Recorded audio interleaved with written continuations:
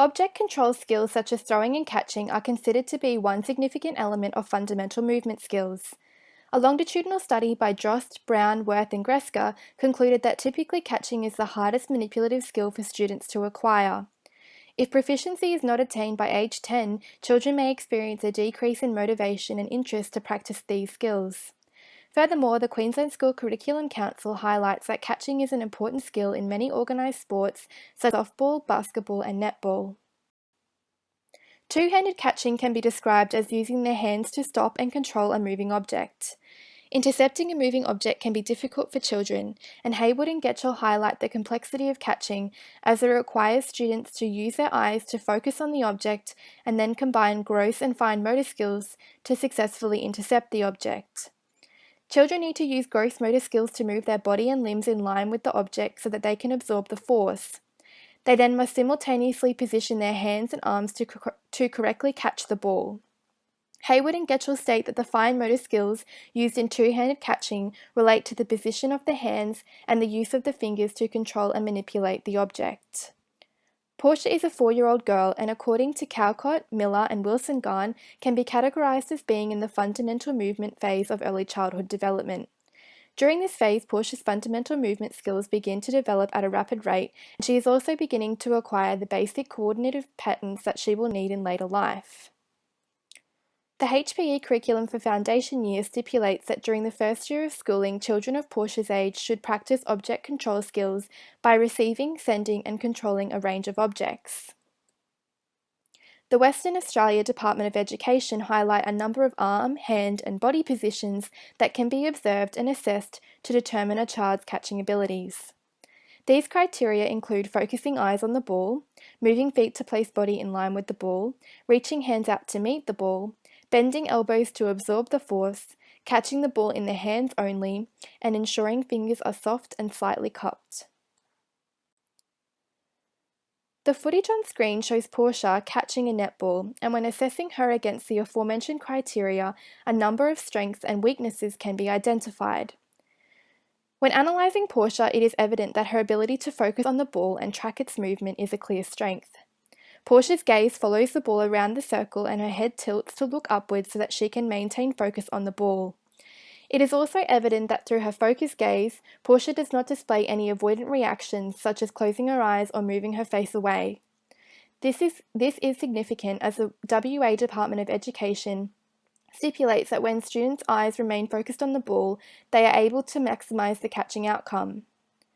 Another evident strength is her arm position. Haywood and Getchell explain that in order to become a proficient catcher, children need to bend their elbows and extend their arms to meet the ball. When paying specific attention to Portia's arm position, it is clear that her elbows are bent and her arms extend forward to intercept the ball. The WA Department of Education indicate that this is an essential skill when catching, as the extension of the arms and flexion of the elbow assist children to slow down and absorb the force of the ball.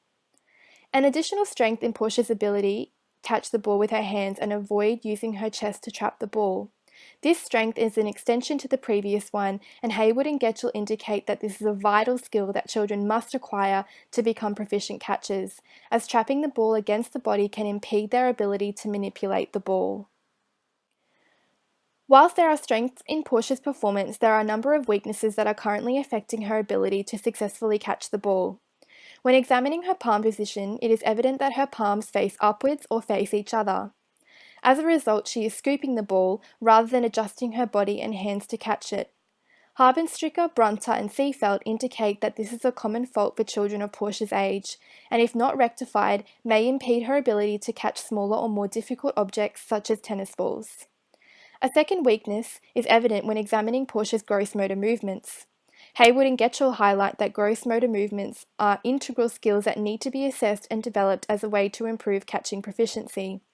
Furthermore, Drost, Brown, Worth and Gresker suggest that proficient catchers attain the ability to assess the path of the ball and simultaneously adjust the position of their body.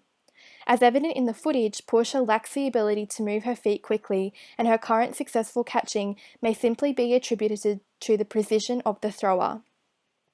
Another weakness relates to Portia's outstretched fingers. When closely examining the footage, it is clear that when preparing to intercept the ball, she stretches out her fingers and they become rigid. The WA Department of Education indicates that this practice does not align to a proficient catcher, and outstretched fingers may increase Portia's risk of jarring her hands and causing injury to herself. Presently, Portia demonstrates confidence in catching, and it is imperative that the proposed remedial strategies build upon this confidence. The WA Department of Education affirms this notion and suggests that corrective strategies need to be engaging, developmentally appropriate, and should provide Portia with the opportunity to achieve success 80% of the time. If the strategies do not achieve these criteria, they will be seldom effective in improving her two-handed catching ability and may negatively impact her self-esteem and confidence. The first strategy engages Portia in the activity with the use of a balloon and intends to address the weaknesses associated with her gross motor movements. Prior to filming, Portia was reluctant to participate in a ball throwing activity. To combat this, she was given a balloon and was challenged to keep the object off the ground by tapping it upwards with her palms and fingers. Pengrazi suggests that a balloon is an effective tool for children of Portia's age when learning to align their bodies with an object, as it is slow-moving and provides them with more time to assess and react to the situation. The second strategy is a self-throw and catching activity, which aims to address her palm positioning. Prior to filming, Portia was provided with time to measure the ball and examine how far apart her hands needed to be.